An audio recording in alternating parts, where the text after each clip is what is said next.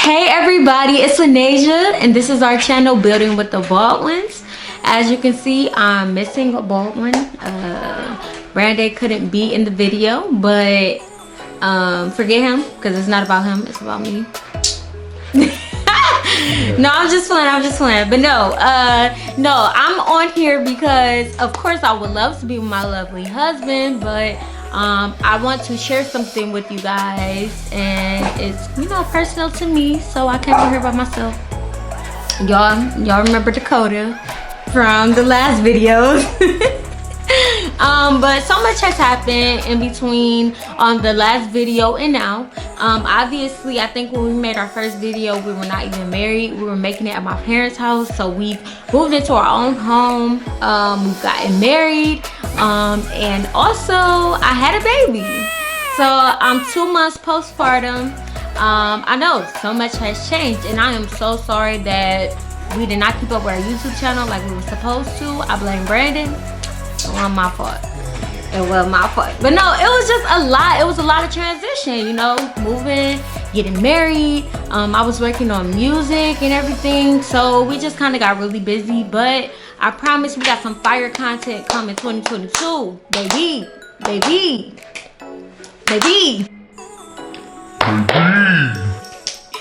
We got some stuff coming for y'all. So make sure after you watch this video, you comment what type of stuff do you want to see in 2022 from the Baldwins. Okay. But yes, so I had a baby, guys. I had a baby. Like, look at me. I'm glowing. I'm looking good. I'm looking good. Brandon, y'all, Brandon behind the camera, he looks so salty. He is a hater. He is hating on me.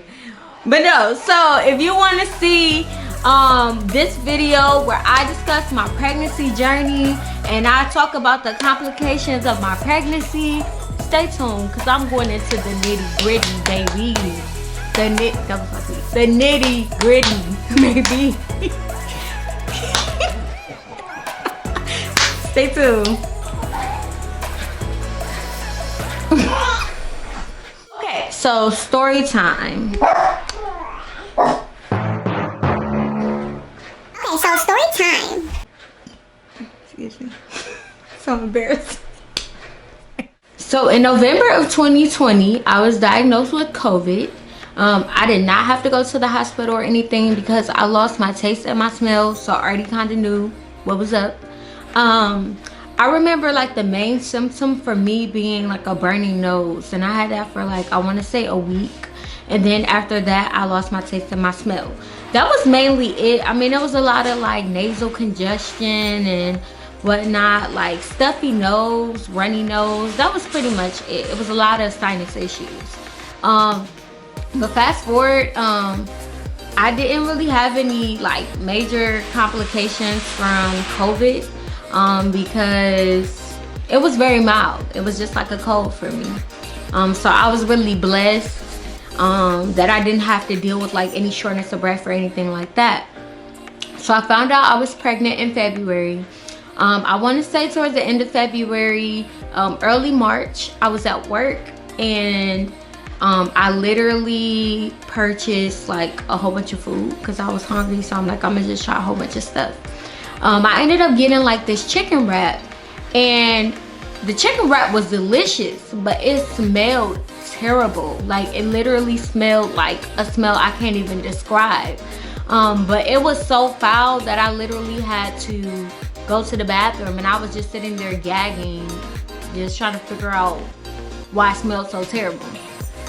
Over time, I just started noticing that everything was having the same foul smell. Like, I don't know, it was like it was following me, and I was just like, why is everything smelling like this? And at first I was thinking like maybe it's due to pregnancy, you know, maybe everything is just intensified. I remember even going to Chipotle and it smelled like a dead body in there. Like, it smelled so terrible. I like ran out. Like, I couldn't even order food. I couldn't go into restaurants or anything because it smelled so bad.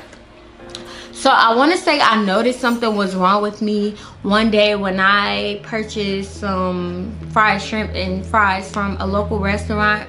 And I had Brandon go out and get it for me. When he came back and I opened it up, I almost threw up. Like, it smelled like a rotten corpse.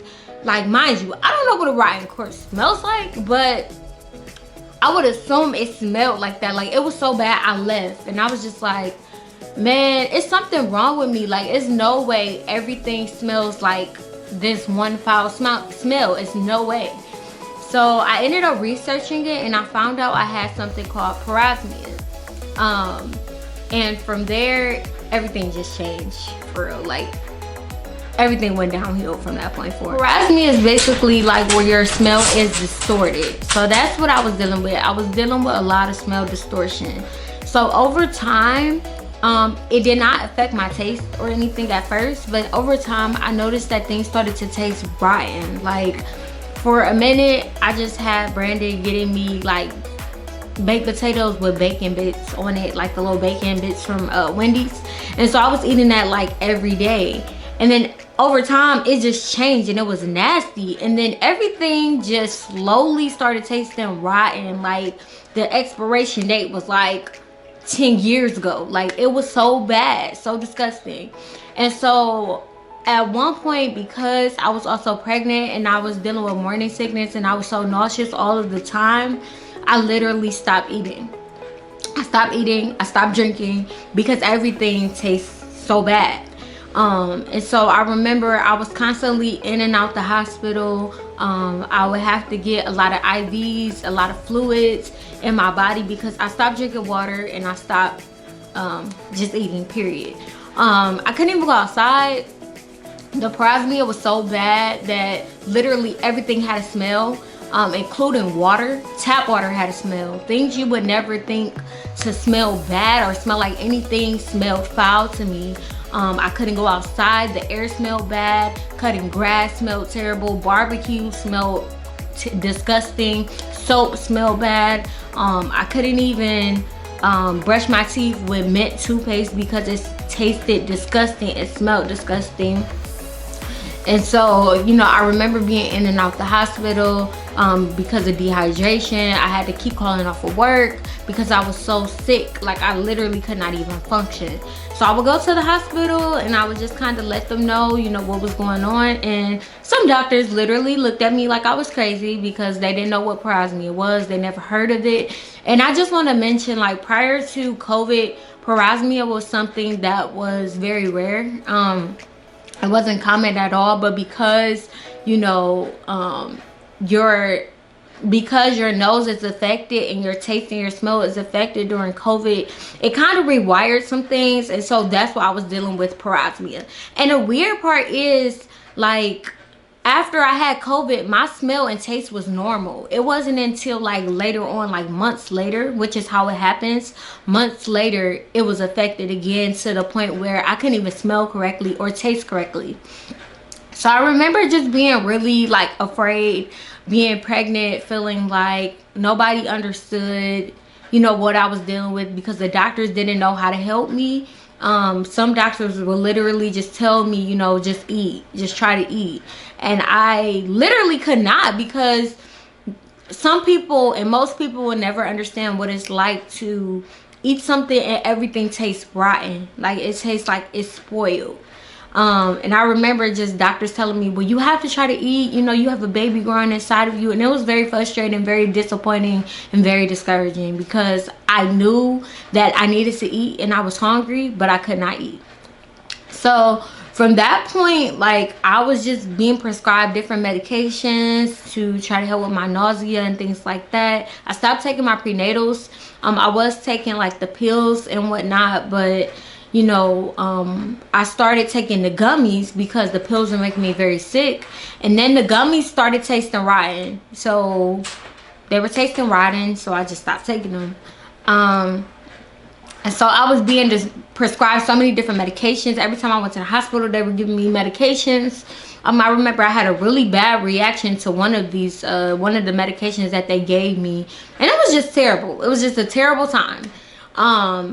So, like, within that time frame of me having parosmia and me being pregnant and me being very sick and not eating or drinking, I literally would just stay in my room all day, every day. I stopped going to church. I stopped going outside. I never left my room. I would literally just kind of take the medicine that they gave me and go to sleep. The medicines made me very drowsy, so I would wake up, take the medication, go to sleep, wake up again, take the medication, go to sleep. Literally from day to day. That's literally all I did. I did not get up. If I had to go to the bathroom, I got up to go to the bathroom, but that's pretty much it. Like, I spent most of my day asleep. It's very, very, very depressing. So I ended up I was talking to my OB about it, and it kind of just seemed like, whenever I was talking to my OB about it, it kind of just seemed like she really wasn't like paying attention to my needs. So that was also frustrating. So I ended up scheduling an appointment with the ENT, which is the ear, nose, and throat doctor. And I remember that was probably one of the first times I had to go outside and be on my own. It was so terrible. Like, it smelled so bad outside. I literally threw up from being outside. Like, that's how bad it was. And it was nothing they could do to help me. Like, nothing. So I was feeling very helpless because I felt like there was nothing that could be done. And nobody knew what was going on with me. But as time progressed, because I wasn't eating, because I wasn't drinking, and because I was being admitted into the hospital so many different times, and actually I wasn't even admitted, I would just go and then they would just kind of give me an IV and that was it, send me home. I literally had to one day beg a doctor to keep me, and he was just like, it's nothing I can do, you know. And I felt so helpless. Like, I'm like, I have a baby. Like, I need to eat. I need to drink. And everybody would just tell me, you know, the baby is getting what it needs. It's going to be okay. But I felt like I was dying. So, eventually I lost, I want to say like 15 pounds in less than, it was a short amount of time. Like, maybe like 2 weeks. I had 2 appointments, and within that time frame I had lost like 15 pounds, and I was looking so small and so sickly.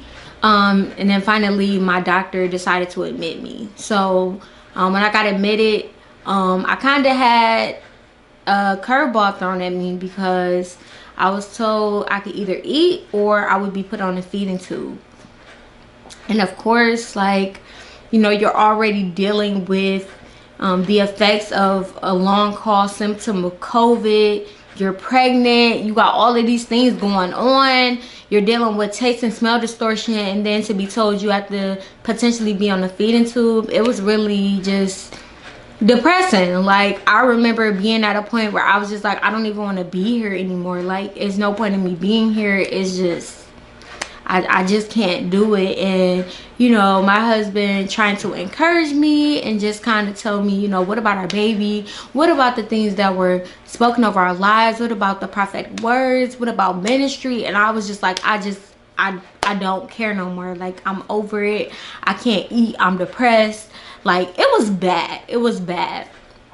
But once I got admitted into the hospital, I was able to try like a lot of different foods, and some of them were successful and some of them weren't. I basically had to be on a very bland diet. Very bland, like no seasoning, nothing. I couldn't even eat fried foods, nothing. And I was scared that I was gonna relapse like when I got home, but I really did not want to be on a feeding tube. So at that point I was just like, I would do whatever. Like, I would go home and I would try to eat. I would drink protein shakes. I would do whatever I need to do so that I don't have to be on this feeding tube.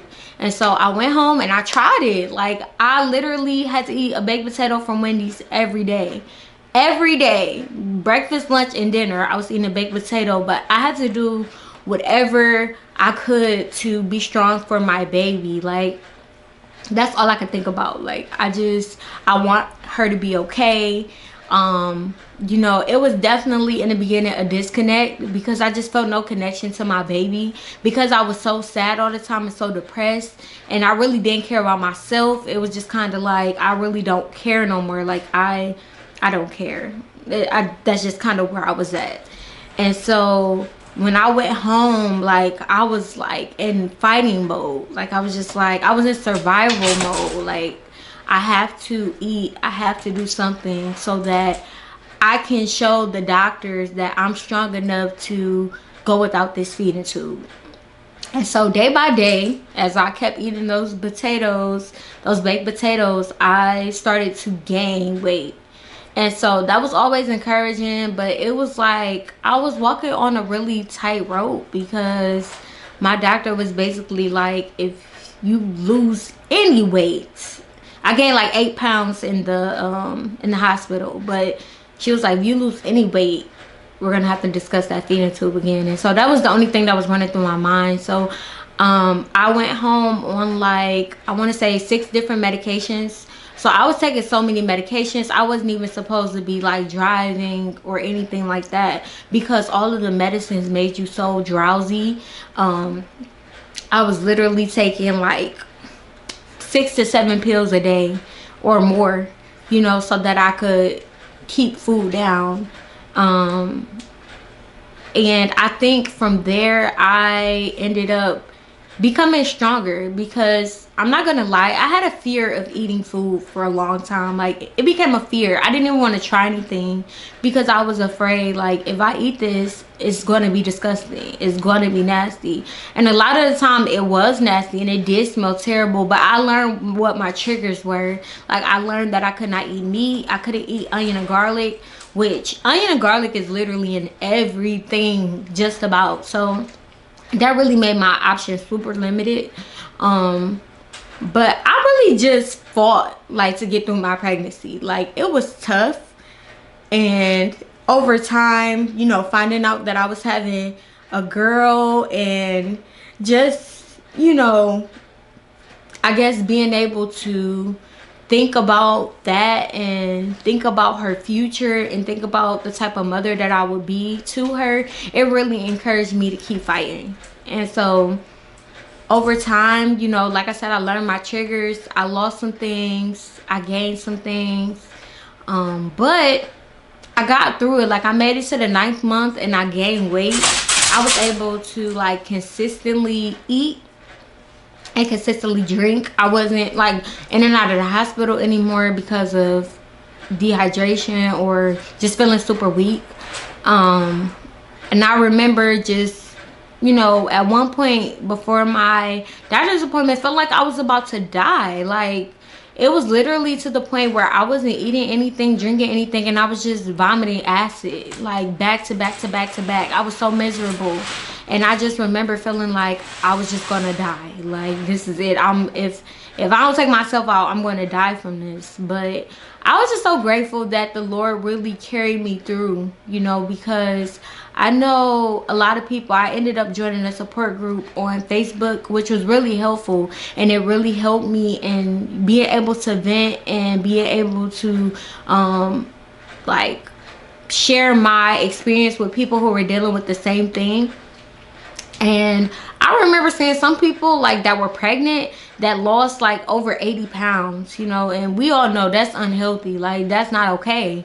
But I was just so grateful and so blessed, you know, despite what I was dealing with, that I was able to start building up the momentum to eat and drink and, you know, feel strong again.